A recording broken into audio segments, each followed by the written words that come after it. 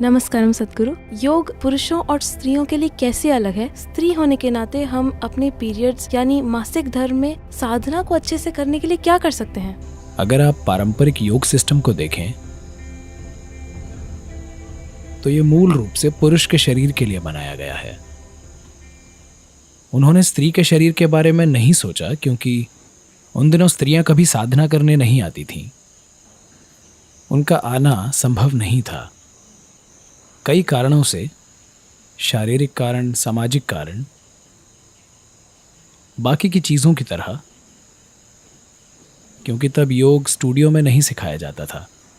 ये कोई गुरु कहीं किसी गुफा में, किसी पहाड़ पे या जंगल में सिखाता था। उन दिनों एक स्त्री वहाँ नहीं जा सकती थी। तो ज़्यादातर 90% योग प्रक्रियाएं पुरुष के शरीर के हिसाब से बनाई गई थी, न कि स्त्री के शरीर के हिसाब से। So many systems of yoga which are being recklessly taught today. तो कई तरह के योग जो आज लापरवाही से सिखाए जा रहे हैं, स्त्री के शरीर को नुकसान पहुंचा सकते हैं अगर ठीक से सिखाया ना जाए तो। जो आसन आप सीख रहे हैं उनमें से एक मयूर आसन है। क्या आपको बताया गया है कि मयूर आसन ना करें? हाँ, क्योंकि ये आपके लिए ठीक नहीं है। ये एक मोर आसन है, मोरनी आसन नहीं।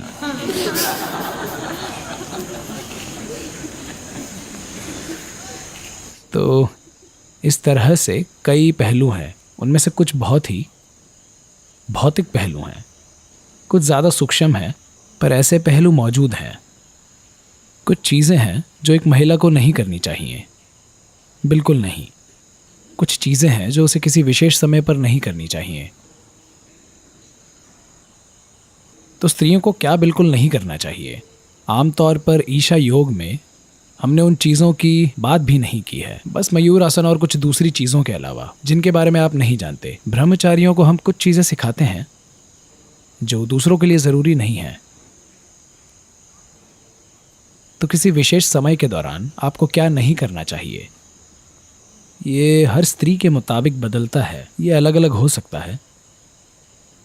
हर स्त्री उन कुछ दिनों में एक ही तरह की परेशानी से नहीं गुजरती। कुछ स्त्रियों के लिए उनका पूरा जीवन उलट फुलट हो जाता है। कुछ स्त्रियां इससे ऐसे गुजरती हैं कि उनके मानसिक या शारीरिक सिस्टम में ज़्यादा परेशानी नहीं होती। इसलिए कोई व्यक्ति कैसा है, इसके आधार पर हमें छोटे छोटे बदलाव करने होंगे। पर अगर हम कोई ऐसी चीज़ कर रहे हैं जो बहुत बलपूर्वक है, अगर हम कोई ऐसा अभ्यास कर रहे हैं जिसकी प्रकृति बलपूर्वक है, तो उन दिनों वो अभ्यास ना करना ही अच्छा है। क्योंकि कोई भी जोर लगाने वाली गतिविधि शरीर और मन में चिड़चिड़ापन पैदा कर सकती है। क्योंकि उस समय स्वाभाविक रूप से शरीर एक तरह का आराम और एक तरह की शांति की तलाश करता है, ना कि कोई उत्तेजित गतिविधि। कुछ दूसरे पहलू हैं जो आसन से ज़्यादा क्रिया जैसे हैं।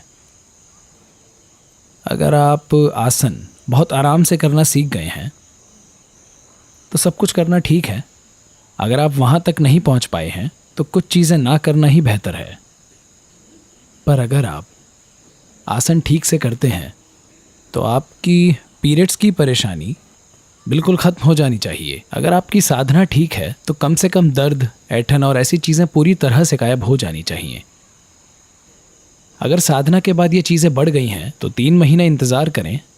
3 महीने बाद भी अगर ये कम ना हो तो हमें ये फिर से देखना होगा कि आप साधना कैसे कर रहे हैं। जो आप कर रहे हैं शायद वो ठीक हो, पर आप उसे कैसे कर रहे हैं, हमें इस पर ध्यान देना होगा।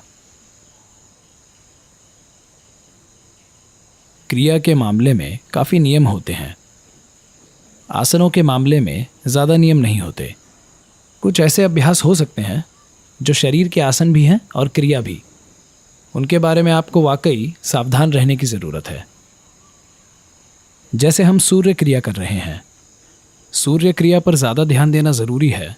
क्योंकि अगर आपके अंदर सूर्य की बहुत ऊर्जा होगी तो ये एक स्तर पर बहुत अच्छा है, पर अगर ये आपकी स्त्री प्रकृति को परेशान कर रहा है तो हमें इसे फिर से एडजस्ट करना होगा। हमें इसे थोड़ा सा बदलना होगा आपके लिए। ये बहुत ज़रूरी है कि ये व्यक्तिगत हो। ऐसा कोई सामान्य नियम नहीं है पर आम तौर पर ईशा योग के रूप में सिखाए जाने वाले सभी अभ्यास किए जा सकते हैं, वे सभी ठीक हैं, कपालभाति के अलावा।